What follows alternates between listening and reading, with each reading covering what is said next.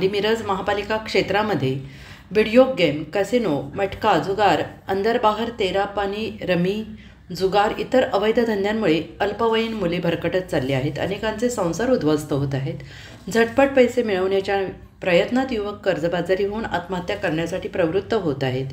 युवक पिढी व्यसनाकडे वळत आहे, त्यामुळे गुन्हेगारीचे प्रमाण वाढले आहे।